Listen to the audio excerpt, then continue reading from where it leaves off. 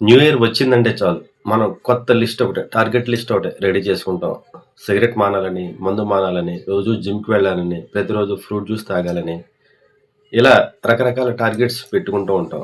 అయితే మొదటి 5 రోజులు గూడా చాలా పట్టుదలగా చేస్తాం. ఆరవ రోజు అన్నిటిని అటకెక్కించేస్తాం.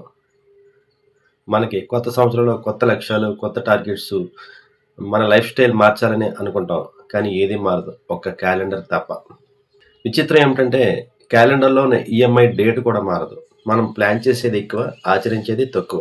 ఇక్కడ విషయం ఏంటంటే మనకు పట్టుదల ఉంటుంది. కానీ ఇవన్నీ చేయాలంటే మనకి టైం సరిపోదనమాట. Over responsibilities. ఈ రెస్పాన్సిబిలిటీస్ అన్నీ గూడా పూర్తి చేసే సమయంలో మన సొంత విషయాలు మనం పక్కన పెట్టేస్తుంటాం అనమాట.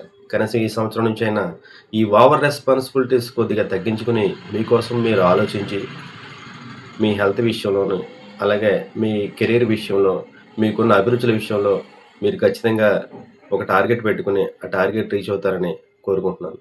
కొత్త సంవత్సరం, న్యూ విజన్, న్యూ ప్లానింగ్, మీరే hero. Happy new year. Thank you.